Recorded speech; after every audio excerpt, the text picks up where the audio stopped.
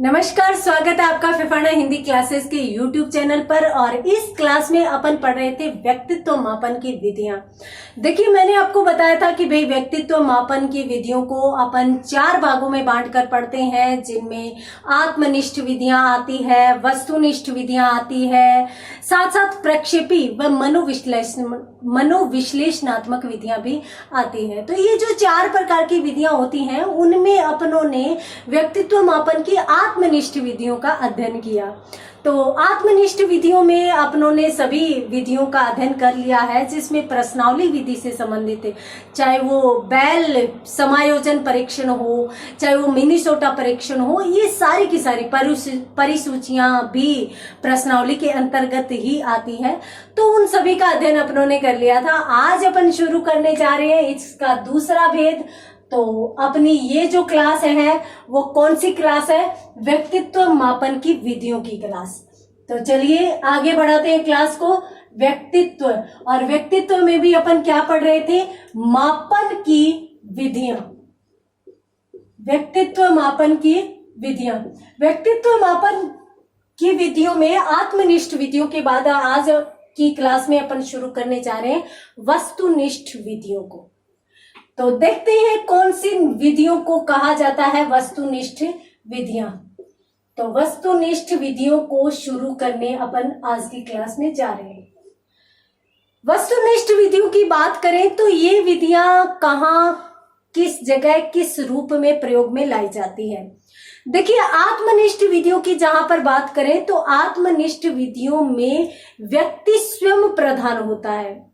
व्यक्ति स्वयं जवाब देता है, उससे सवाल किए जाते हैं। जिस व्यक्ति का अध्ययन किया जाना है वही जिस प्रकार से उत्तर देगा उसी आधार पर निष्कर्ष निकाले जाएंगे। तो जाहिर सी बात है कि मनुष्य है तो मनुष्य एक विवेकशील प्राणी है, साथ साथ समाज में रहता है तो अपनी प्रतिष्ठा भी बनाए रखता है।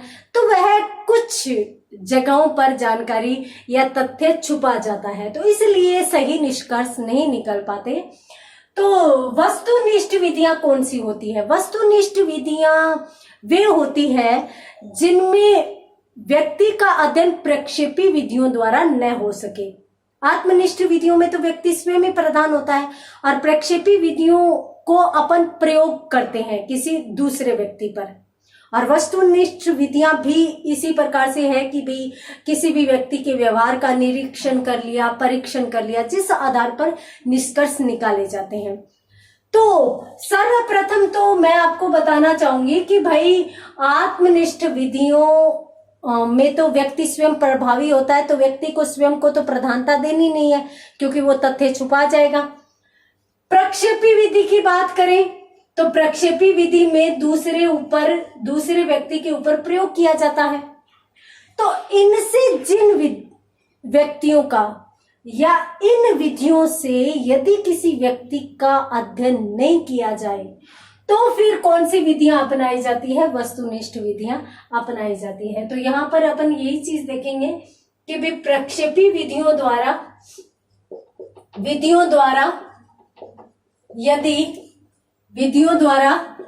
यदि व्यक्ति के व्यक्तित्व का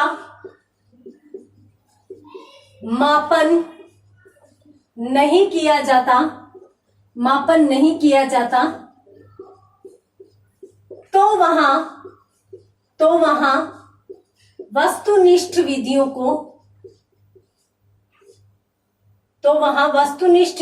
का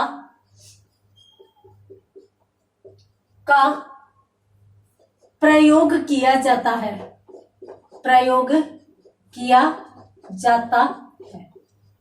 ठीक है।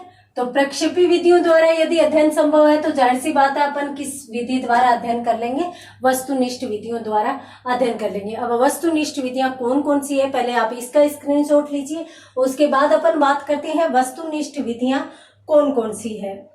तो अपन बात कर लेते हैं। सबसे पहले अपन बात करेंगे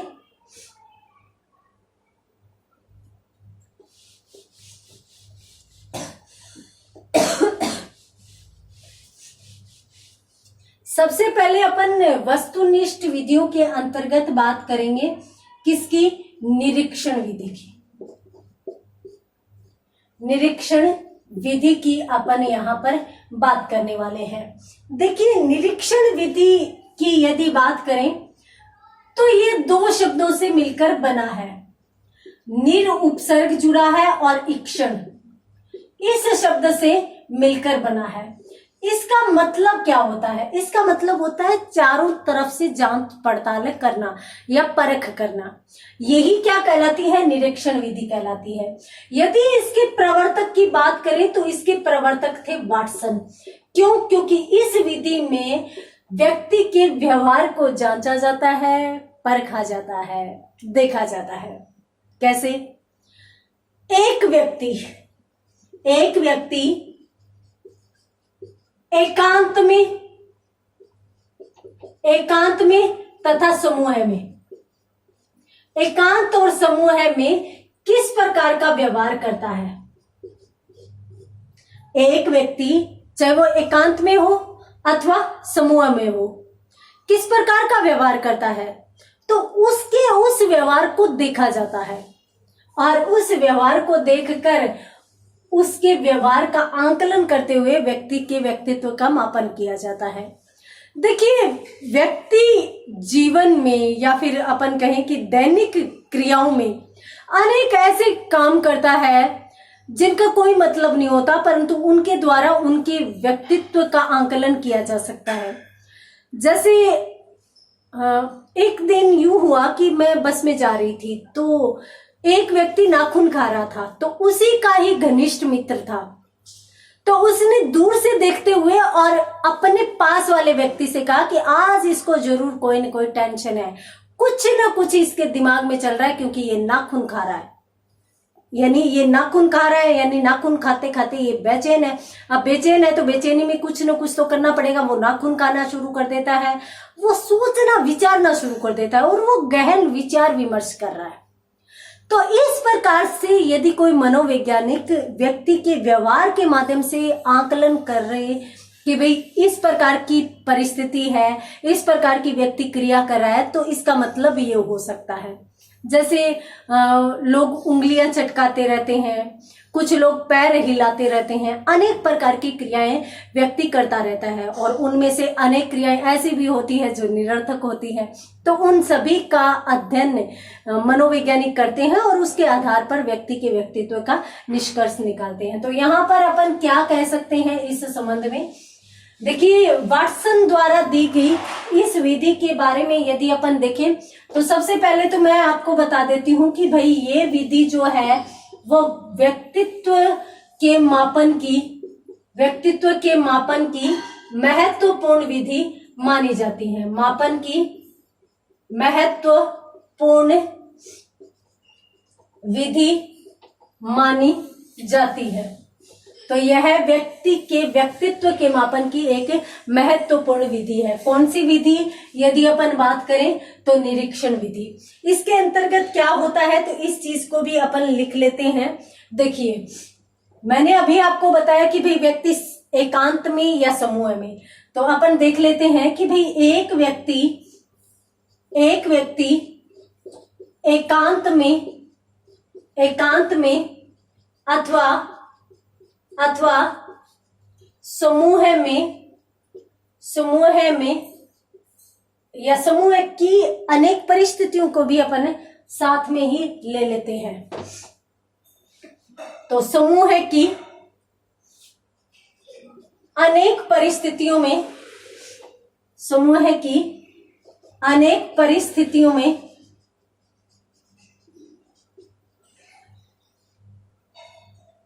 अनेक क्रियाएं करता है। तो एक व्यक्ति एकांत में हो चाहे समूह में हो, और इसमें भी अनेक परिस्थितियों में अनेक प्रकार की क्रियाएं करता है। ये देखिए, तो एक व्यक्ति एकांत में अथवा समूह है कि अनेक परिस्थितियों में अनेक प्रकार की क्रियाएं करता है। तो यहाँ पर भी स्क्रीनशॉट लीजिए, उसके बाद अपन बात करते हैं आगे। तो उसके बाद क्या होता है? उसके बाद यूं होता है कि वो जो व्यक्ति अनेक क्रियाएं करता है तो उनका आंकलन किया जाता है। ठीक है, तो यहां पर अपन कहेंगे अनेक क्रियाएं करता है, तो उन क्रियाओं का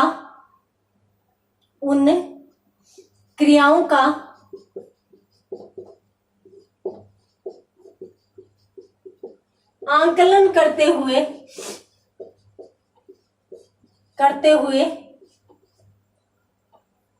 या फिर अपन यूं भी कह सकते हैं कि अवलोकन करते हुए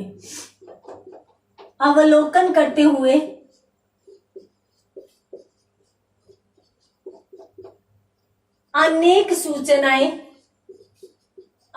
सूचनाएं प्राप्त की जा सकती है।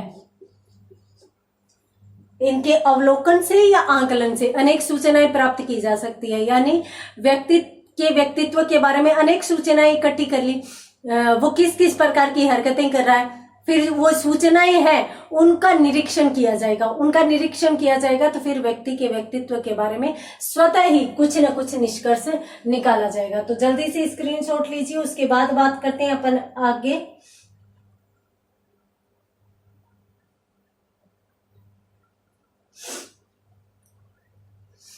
तो यहां पर अपन देखते हैं, देखिए व्यक्ति की मानसिक स्थिति का पता यदि अपन लगाए तो अपन उन चीजों का अध्ययन करेंगे, उन प्रसंगों का अध्ययन करेंगे, उन क्रियाओं का अध्ययन करेंगे जो व्यक्ति अपने साथ करता है और निरर्थक करता है, जिनका कोई अर्थ नहीं होता, परंतु वो किसी न किसी कारण से करता है। जैसे अभी मैंने उदाहरण बताया कि भाई किसी न किसी परेशानी में और व्यक्ति ने बैठे बैठे सोचते विचारते कब नाखून खाने शुरू कर दिए पता ही नहीं चला। अब नाखून खाना बिल्कुल निरर्थक क्रिया है, परंतु एक क्रिया तो हो गई।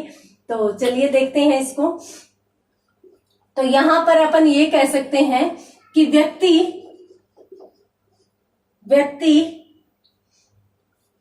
अपने आप में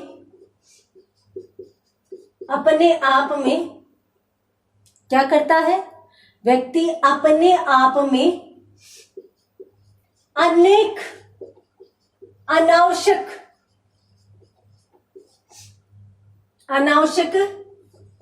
क्रियाएं करता है। जैसे अपन कह सकते हैं हाथों का झटकना,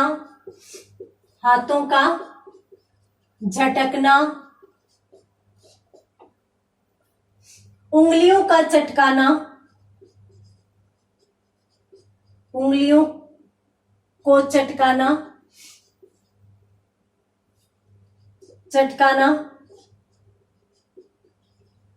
नाखूनों को खाना, पैर हिलाना। तो इस प्रकार से है, वो उंगलियों को चटकाना हो गया, नाखूनों को खाना हो गया। और काफी बार है वो व्यक्ति जब परेशान होता है, किसी प्रसंग विशेष के बारे में सोचता है, तो वो क्या करता है कि अपने आप से भी बात करने लगता है। तो अपने आप से बातें करना इत्यादि। तो ये यहाँ पर अपनों ने देखा कि भी व्यक्ति अपने आप में अनेक अनावश्यक क्रियाएं करता है, जैसे हाथों को झटकना हो गया, उंगलियों का चटकाना हो गया, नाखूनों का खाना, पैर हिलाना, अपने आप से बातें करना। अब इनमें से कोई भी एक ऐसी क्रिया है क्या जो आवश्यक है या जो सही है या जिसका कोई निष्कर्ष निकाला जाए? हाथों को झटकाने का क्या मतलब है? उंगलियों को चटकाने का क्या मतलब है? नाखूनों को खाने का, पैर हिलाने का। परंतु आपने देखा होगा कि काफी लोग ऐसे होते हैं जो बैठे बैठे पैर हिलाते रहते हैं। वो स्थायी रूप से या स्थिर एक जगह टिक कर बैठ ही नहीं सकते। तो इस प्रकार से ये चीजें इसमें आ सकती है। इन चीजों को अपन देख लेते हैं और इसके आधार पर देखिए मनोवैज्ञानिक यूं कहते हैं कि जो पैर हिलाता है हमेशा जब भी बैठता है अनायास ही उसके पैर हिलने शुरू हो जाते हैं, इसका मतलब वह व्यक्ति कभी एकाग्रचित नहीं हो पाता। तो इसलिए इस प्रकार की स्थितियां बन जाती है कि इस क्रिया के आधार पर ये निष्कर्ष निकाला जा सकता है, इस क्रिया के आधार पर ये, तो इस प्रकार से मनोवैज्ञानिक अवलोकन कर लेते हैं। तो जल्दी से स्क्रीनशॉट निकालिए, सॉरी लीजिए, उसके बाद अपन बात करते हैं आगे। तो आगे अपन क्या देख सकते हैं,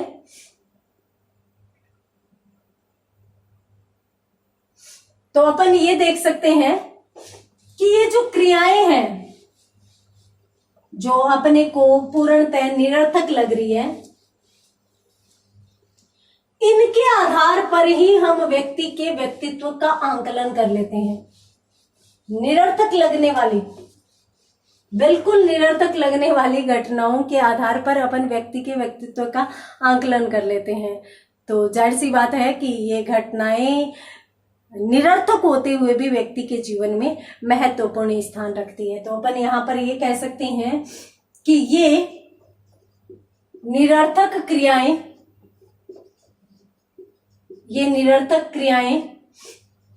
व्यक्ति के व्यक्तित्व मापन में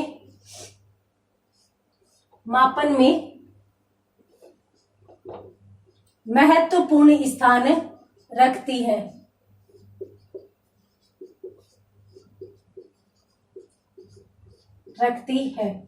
तो ये क्रियाएं क्या है, व्यक्ति के व्यक्तित्व मापन में महत्वपूर्ण स्थान रखती है। साथ साथ अपन ये भी कह सकते हैं कि देखिए इनका आंकलन इसलिए भी आवश्यक है, इनको जानना इसलिए भी आवश्यक है क्योंकि व्यक्ति के व्यवहार को देखे बिना हम कोई भी किसी भी प्रकार का निष्कर्ष निकाल ही नहीं सकते, संभव ही नहीं है ये। तो यहां पर यूं कहा जा सकता है कि व्यक्ति के व्यवहार के अवलोकन के बिना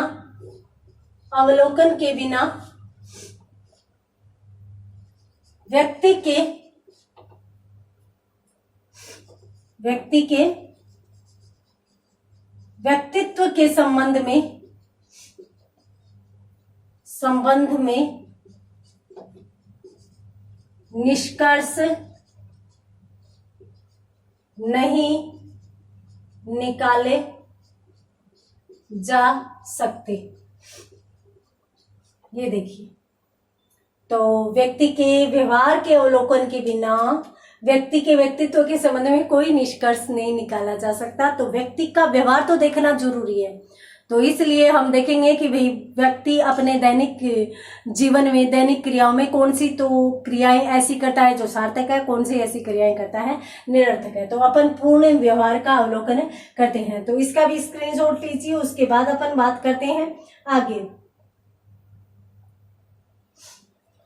यहां पर मैंने आपको पहले भी एक चीज लिखवाई थी, एक चीज बताई थी कि भी व्यक्ति अनेक परिस्थितियों में अनेक व्यवहार करता है ना। जरूरी नहीं है कि एक व्यक्ति प्रत्येक स्थिति में एक जैसा व्यवहार करे। तो इसके लिए शिक्षक क्या करता है, इस विधि द्वारा जब मापन करता है व्यक्ति के व्यक्तित्व का, तो वह अनेक परिस्थितियों का निर्माण करता है और फिर उसमें व्यक्ति के व्यवहार का आंकलन करता है। तो अपन यहां पर ये समझ सकते हैं कि इस विधि द्वारा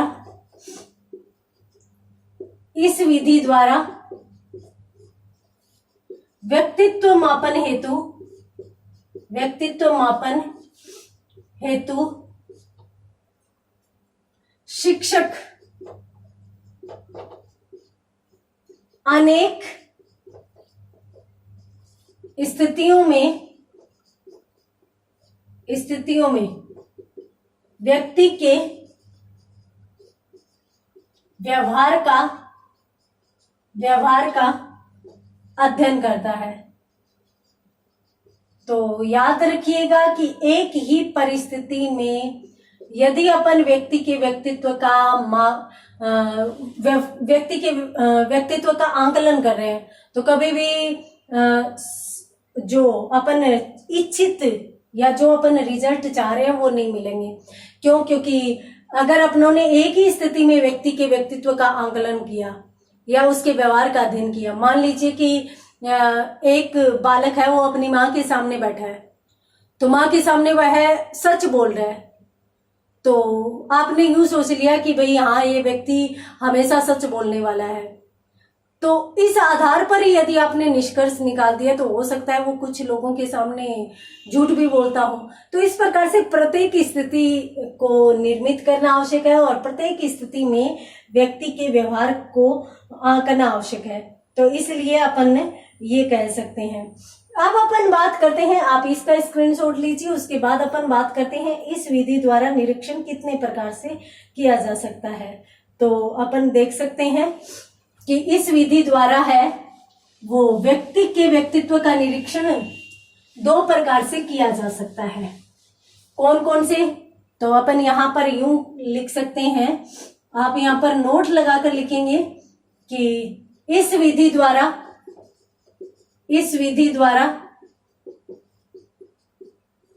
व्यक्ति के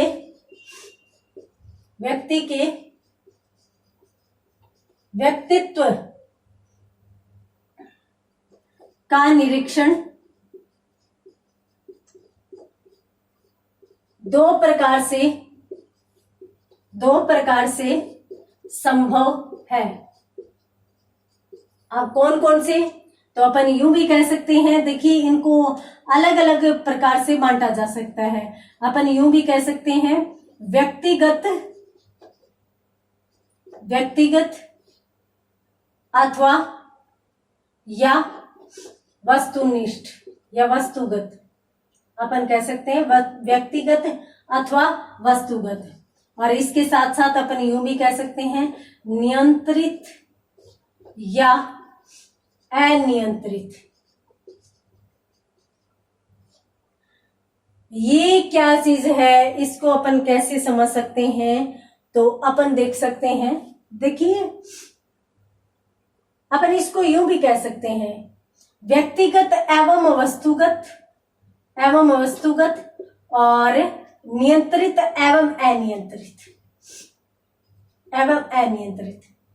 तो देखिए व्यक्तिगत एवं वस्तुगत का मतलब है कि व्यक्तिगत में तो सिर्फ और सिर्फ व्यक्ति व्यवहार किस किस प्रकार का कर रहा है। जब वह अकेला बैठा है या फिर समूह के साथ है तो वह कौन सी जगह पर सार्थक क्रियाएं कर रहा है, कौन सी जगह पर निरर्थक क्रियाएं कर रहा है। तो ये तो हो गई व्यक्तिगत। वस्तुगत का मतलब हो गया किसी वस्तु विशेष के प्रति या किसी व्यक्ति विशेष के प्रति या परिस्थिति विशेष के प्रति व्यक्ति के व्यवहार में किस प्रकार से बदलाव आता है। तो वो चीज अपन यहाँ पर देख लेंगे। इसी के साथ नियंत्रित व अनियंत्रित में, नियंत्रित में ये नहीं है कि भाई अपन व्यक्ति के व्यक्तित्व को नियंत्रित कर देंगे। अपन यूं करेंगे कि भाई कुछ प्रसंग विशेष ले लेंगे, उन्हीं का निरीक्षण करेंगे। जैसे मान लीजिए कि अपने को देखना है कि भाई बालक विद्यालय वातावरण में किस प्रकार का व्यवहार करता है, तो फिर अपन यहाँ पर जो घर व समाज उसको नहीं लेंगे, फिर अपन बस उन्हीं परिस्थितियों में अपना निरीक्षण नियंत्रित कर देंगे। अनियंत्रित में सभी पक्षों को शामिल किया जा सकता है। तो इस प्रकार से इसका 2 प्रकार से निरीक्षण संभव है, व्यक्तिगत एवं वस्तुगत अथवा नियंत्रित एवं अनियंत्रित। तो जहां पर सीमितता होगी वहां पर नियंत्रित होगा, जहां पर असीमितता होगी वहां पर अनियंत्रितता पाई जाएगी। तो जल्दी से स्क्रीनशॉट लीजिए, उसके बाद बढ़ते हैं अपन आगे अपन इस विधि के अंतर्गत अंतिम रूप से क्या देख सकते हैं। तो अपन अंतिम रूप से ये देख सकते हैं कि देखिए इस विधि द्वारा निरीक्षण यदि कोई कर रहा है तो सबसे पहले तो ऐसे मनोवैज्ञानिक द्वारा निरीक्षण किया जाना चाहिए जो इस विधि का पूर्ण ज्ञान रखता हो। क्योंकि इस विधि द्वारा निरीक्षण करने हेतु सावधानी अत्यंत आवश्यक है। क्यों? क्योंकि इस विधि द्वारा यदि अपन अध्ययन कर रहे हैं तो उसमें यदि व्यक्ति को पता चल जाए तो वो संवेगात्मक जो परिवर्तन कर सकता है, साथ साथ उसमें संवेगात्मक असंतुलन की स्थिति भी बन सकती है। तो यहाँ पर अपन किस चीज को समझ सकते हैं? यहाँ पर अपन ये चीज देख सकते हैं कि भाई इस विधि द्वारा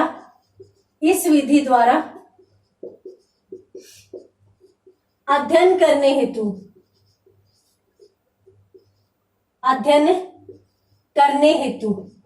इस विधि द्वारा अध्ययन करने हेतु क्या किया जाएगा? इस विधि द्वारा अध्ययन करने हेतु शिक्षक या परीक्षक, निरीक्षक लिख देते हैं अपन, निरीक्षक को अत्यंत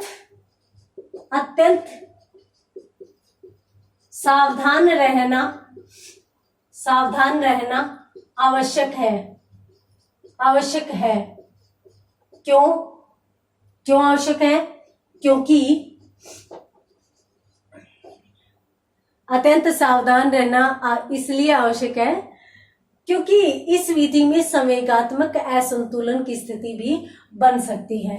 तो अपन यहाँ पर जो सावधानी को अत्यंत महत्वपूर्ण मानेंगे और अपन ये कहेंगे कि बालक के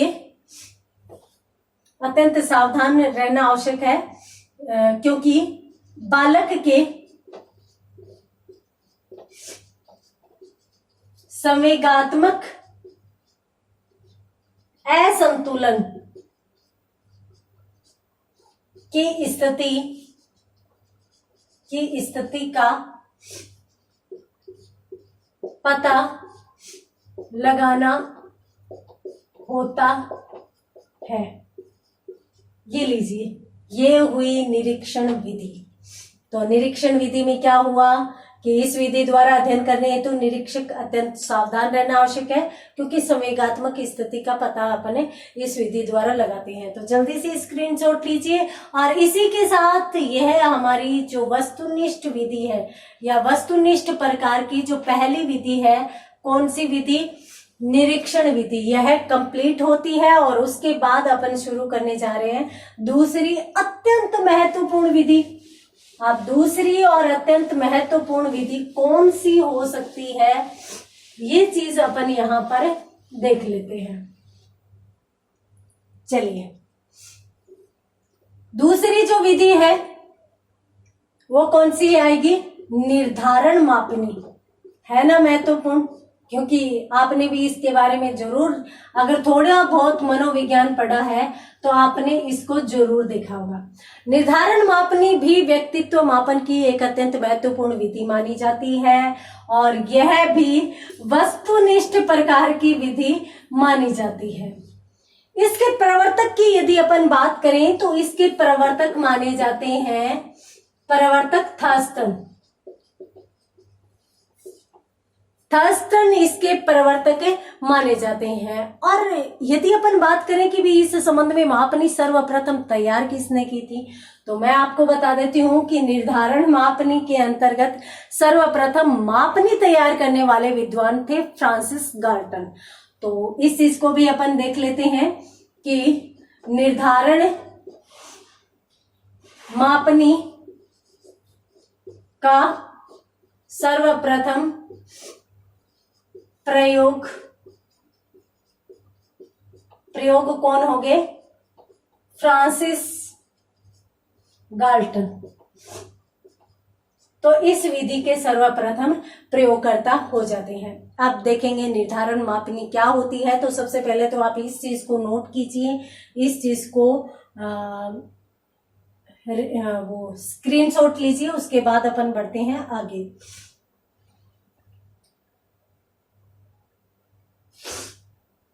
देखिए, सबसे पहले तो अपन देखते हैं कि इस विधि का प्रयोग कहाँ किया जाता है। तो देखिए, शिक्षा के क्षेत्र में किया जा सकता है, व्यापार के क्षेत्र में, अन्वेषण यदि कहीं पर करना हो, अन्वेषण का शाब्दिक अर्थ होता है खोज करना, खोजबीन करना या जांच पड़ताल करना, तो उसके लिए यह विधि पूर्णतः जो सही विधि मानी जा सकती है। तो अपन यूं कह सकते हैं कि भाई इस विधि का प्रयोग, इस विधि का प्रयोग, इस विधि का प्रयोग कैसे किया जा सकता है, कहां कहां किया जा सकता है? तो इस विधि का प्रयोग शिक्षा, व्यापार तथा अन्वेषण हेतु किया जा सकता है। तो ये रहा। सबसे पहले तो अपन देखें कि प्रयोग, तो प्रयोग किस किस क्षेत्र के अंतर्गत किया जा सकता है? तो शिक्षा में प्रयोग संभव है इसका, इसके साथ साथ व्यापार में प्रयोग संभव है, और इसके साथ साथ यदि किसी चीज की जांच पड़ताल करनी हो, खोजबीन करनी हो, तो इस क्षेत्र में भी इसका प्रयोग किया जा सकता है। देखिए, इस विधि द्वारा किसका मूल्यांकन किया जाता है?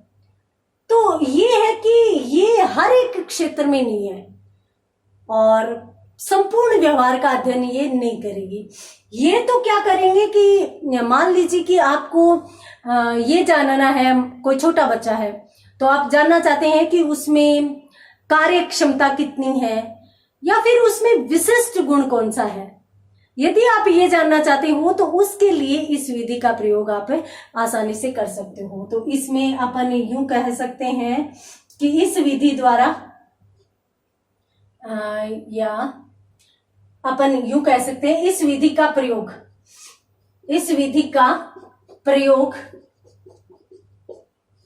व्यक्ति के किसी विशेष गुण,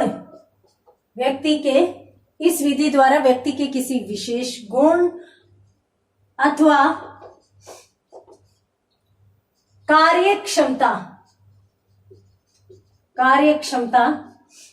का पता लगाने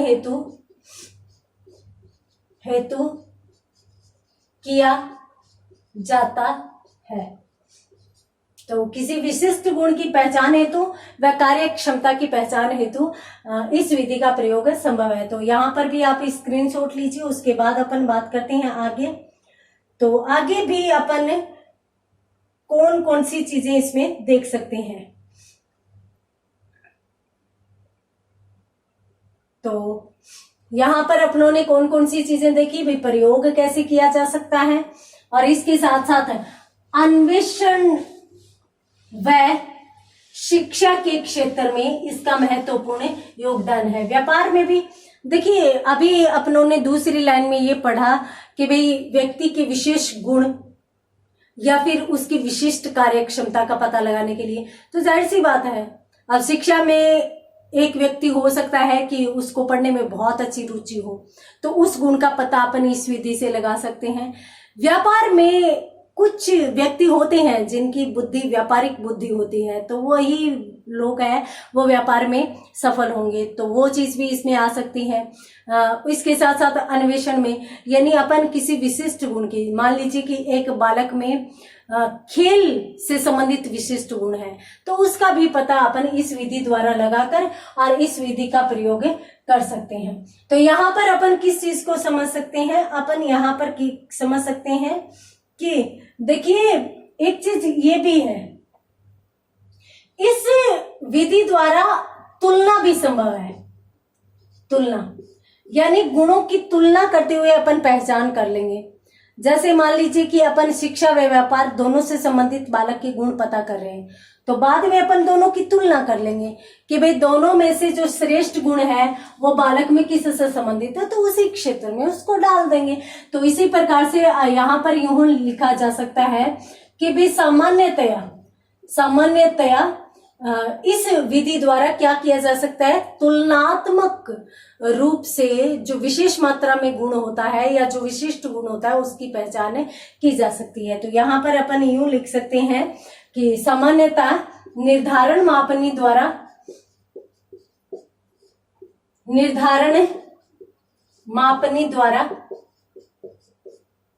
सामान्यतः निर्धारण मापनी द्वारा व्यक्ति के किन की अपन व्यक्ति के गुणों की यहां पर अपन लिखेंगे कि निर्धारण मापनी द्वारा व्यक्ति के गुणों की परस्पर तुलना करते हुए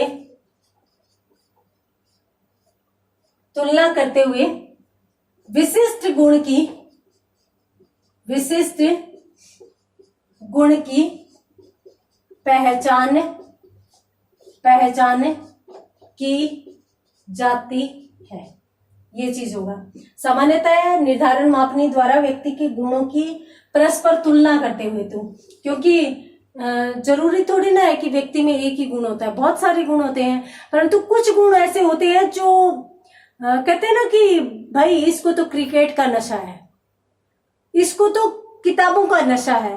तो वो जो गुण है वो अपन यदि व्यक्ति में से निकालना चाहते हैं तो इसलिए अपने को देखना पड़ेगा कि भाई हाँ ये भी काम कर लेता है, ये भी काम, परंतु ये काम ऐसा है जिसको करने लगता है तो सब कुछ भूल जाता है, तो वो उसका विशिष्ट गुण होता है। तो जल्दी से स्क्रीनशॉट लीजिए, उसके बाद अपन बात करते हैं आगे। तो आगे अपन कौन कौन सी चीजों के बारे में बात कर सकते हैं। देखिए, निर्धारण मापनी जो है वो कितने बिंदुओं से संबंधित होगी। निर्धारण मापनी है क्या? देखिए, व्यक्तित्व के मापन हेतु व्यक्तित्व के निर्धारण हेतु एक मापनी तैयार होती है जिसमें यूं होता है कि भाई व्यक्ति इतने समय तक ये काम करता है, इतने समय तक, तो वो सबसे ज्यादा समय जिस काम को दे सकता है वो उसका विशिष्ट गुण बन जाता है। तो उस प्रकार से कोई भी एक क्षेत्र निर्धारित कर लिया जाता है। यदि अपन देखें तो 3 से लेकर 10 बिंदुओं तक प्रश्नावली बनाई जा सकती है, परंतु सामान्यतः जो आइडियल प्रश्नावली होती है उसको अपन कहते हैं कि भाई 5 से 7 बिंदुओं पर जो निर्धारण मापनी तैयार की जाती है वो सबसे अधिक आदर्श मानी जाती है। तो अपन यहाँ पर इसको भी नोट कर लेते हैं। ये क्या चीज होगी यहाँ पर भाई, इनकी संख्या जो है, इनकी संख्या कितनी हो सकती है? इनकी संख्या 3 से 10 तक हो सकती है, 3 से 10 तक हो सकती है। परंतु अपन क्या कहेंगे, मैंने आपको अभी बताया कि भाई 5 से 10 तक जो बिंदु मापनी है, 5 से 7 तक, परंतु 5 से 7 तक बिंदुओं संबंधी मापनी का सर्वाधिक प्रयोग किया जाता है। तो ये अधिक प्रयोग में लाई जाती है, सर्वाधिक प्रयोग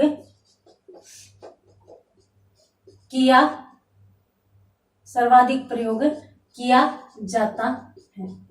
ये लीजिए, तो इनकी संख्या तो 3 से 10 होती है, परंतु 5 से 7 तक बिंदुओं वाली जो मापनी है, यानी अपन 3 बिंदु भी ले सकते हैं किसी भी क्षेत्र से संबंधित कि इन क्षेत्रों में अपने को व्यक्ति के व्यक्तित्व की पहचान करनी है या उसके विशिष्ट गुण की पहचान करनी है। 3 ले सकते हैं, 3, 4 ले सकते हैं, 5 ले सकते हैं, 10 ले सकते हैं, परंतु आइडियल तो 5 से 7 वाली ही मानी जाएगी। तो इसका भी स्क्रीनशॉट लीजिए, उसके बाद अपन बात करते हैं आगे।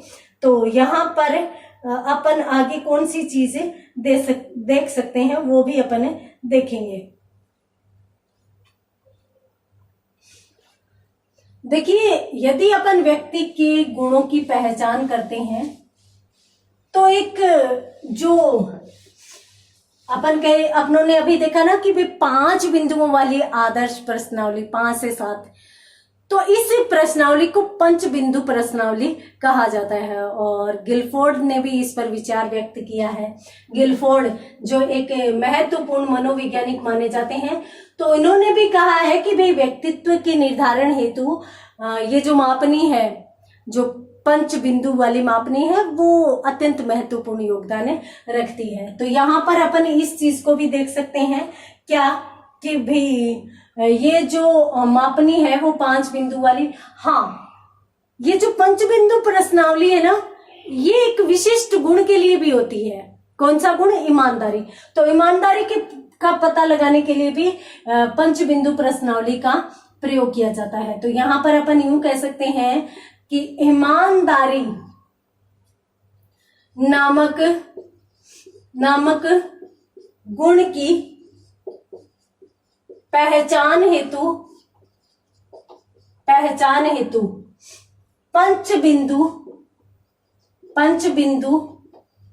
मापनी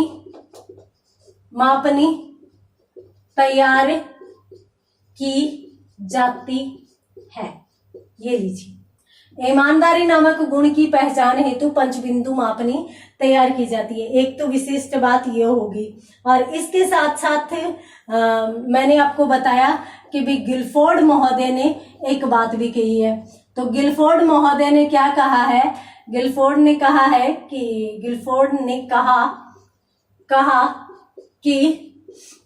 यह मापनी व्यक्तित्व के मापन का एक अच्छा साधन है। सॉरी, गिलफोर्ड है, गिलफोर्ड। तो अच्छा साधन है। गिलफोर्ड ने इस संबंध में विचार दिए कि ये एक अच्छा साधन है। किसका? व्यक्तित्व के मापन का। तो जल्दी से स्क्रीनशॉट लीजिए, उसके बाद भी अपने इस संबंध में जो बातें रह जाती हैं वो भी अपने देख लेते हैं। तो इस विधि के अंतर्गत एक चीज और भी आती है कि व्यक्ति के किसी भी विषय से संबंधित न केवल विचार ही पूछे जाते हैं, जबकि विचारों की दृढ़ता भी जान ली जाती है। तो अपन यूं भी कह सकते हैं इसमें ये विधि गिलफोर्ड ने कहा है कि बहुत ही अच्छी विधि है गुणों को पहचान करने की। तो मैंने आपको पहले भी कहा कि भी व्यक्ति में अनेक गुण होते हैं, एक साथ विद्यमान होते हैं, परंतु उन सभी में से अपने को विशिष्ट गुण की पहचान करनी होती है। तो जाहिर सी बात है कि इसमें विशिष्ट गुण की पहचान करने के लिए अपन तुलनात्मक अध्ययन करते हैं। तुलनात्मक अध्ययन करते हैं तो फिर अपन उसकी गूढ़ता प्राप्त कर लेते हैं, गूढ़ता को अपन जान लेते हैं। तो गूढ़ता क्या होती है कि भाई कोई भी व्यक्ति एक विचार तो रखता है, परंतु मान लीजिए अब किसी व्यक्ति ने बैठे बैठे यूं कह दिया कि मैं देश हित हेतु बलिदान हो सकता हूं, तो उस समय यदि उसके सामने सचमुच का आतंकवादी आ जाए तब पहचान होगी कि वो सचमुच का देशभक्त है कि नहीं है। तो इसलिए उसी प्रकार से विचार अलग बात होती है, विचारों की दृढ़ता अलग बात होती है, और इस विधि द्वारा हम विचारों की दृढ़ता का पता भी लगा सकते हैं। तो अपन यहाँ पर यह भी कह सकते हैं कि इस मापनी द्वारा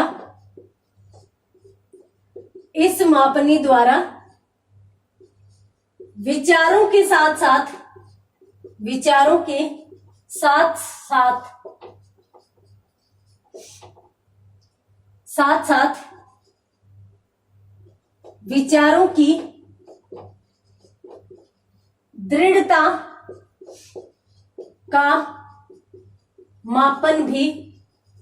की दृढ़ता का मापन भी कर लिया जाता है। तो इस मापनी द्वारा विचारों के साथ साथ विचारों की दृढ़ता का मापन भी किया जाता है। तो ये भी एक महत्वपूर्ण बात आती है। उसके बाद अपन देखेंगे निर्धारण मापनी के प्रकार। तो प्रकार कितने होते हैं पहले आप इसको नोट कीजिए, उसके बाद अपन निर्धारण मापनी के प्रकार देख लेते हैं। देखिए ये प्रकार भी गिलफोर्ड महोदय द्वारा ही बताए गए थे, और कौन कौन से बताए गए थे अपन उनकी अभी चर्चा करने वाले हैं।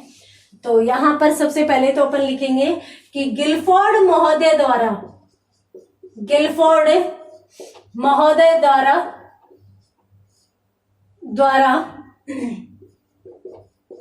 द्वारा पांच प्रकार की मापनी बताई गई है। अब 5 प्रकार की मापनी बताई गई है, ये आपको विशिष्ट तौर पर ध्यान रखना है। अब 5 प्रकारों में कौन कौन सी मापनी बतानी है, तो देखिए, एक तो इन्होंने बताई है संख्यात्मक मापनी, संख्यात्मक मापनी। दूसरी इन्होंने बताई है ग्राफ जो मापनी।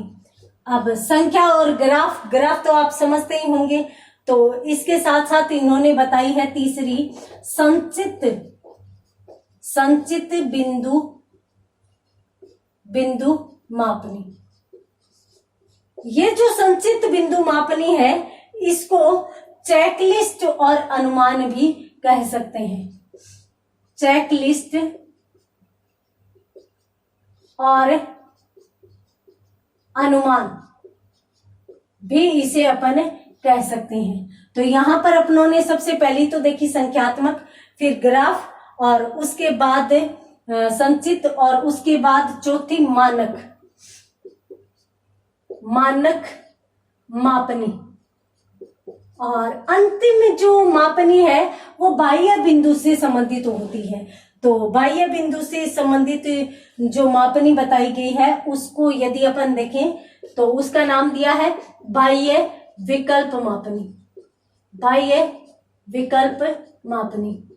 तो ये हैं 5 प्रकार की मापनियां जो किसके द्वारा बताई गई है, गिलफोर्ड महोदय के द्वारा बताई गई है। यानी इन 5 प्रकारों द्वारा, देखिए, पॉइंट्स अलग होंगे, टॉपिक अलग होंगे, विषय क्षेत्र अलग होंगे। मान लीजिए कि किसी भी व्यक्ति के राजनीतिक क्षेत्र का पता लगाना है, उसकी राजनीति में रुचि कितनी है, उस बात का पता लगाना है, तो अपना विषय तो राजनीति हो गया। अब राजनीतिक विषय को जानने हेतु अपन संख्यात्मक मापनी का भी प्रयोग कर सकते हैं, ग्राफ मापनी का भी, संचित बिंदु मापनी का भी, मानक मापनी का भी, बाह्य विकल्प मापनी का भी अपन प्रयोग कर सकते हैं। अब ये कैसे कैसे होती है, कौन कौन सी चीजों में होती है? देखिए, संख्यात्मक मापनी में नंबरों से संबंधित विकल्प दिए हुए होते हैं। यानी आप जो है वो देश हित हेतु मरना चाहेंगे, कितने प्रतिशत, 100%, 50%, यानी इस प्रकार के उदाहरण अन्य निर्मित कर दिए जाएंगे, और संख्याओं से संबंधित है वो वहां पर जवाब दिए जाएंगे। काफी बार विभिन्न रंगों से संबंधित प्रश्न पूछे जाते हैं, आपके कितने रंग फेवरेट है, कितने रंग आप पसंद करते हो। तो जो रंग पसंद करते हैं, जैसे मान लीजिए कि कोई सफेद रंग पसंद करता है, तो वो शांति का प्रतीक माना जाता है। तो इस प्रकार से भी व्यक्तित्व का मापन संभव है। ग्राफ अपन जानते ही हैं कि भाई व्यक्ति से यूं पूछ लिया कि भाई आप पॉलिटिक्स से संबंधित कितनी रुचि रखते हो, आप धर्म से संबंधित, आप ये इतिहास से संबंधित, तो इस प्रकार से ग्राफ तैयार किया जाता है। ग्राफ तैयार करने के साथ भी, यानी ग्राफ तैयार करने के द्वारा भी मापनी तैयार की जाती है। ग्राफ के माध्यम से भी व्यक्तित्व का आंकलन दर्शाया जा सकता है।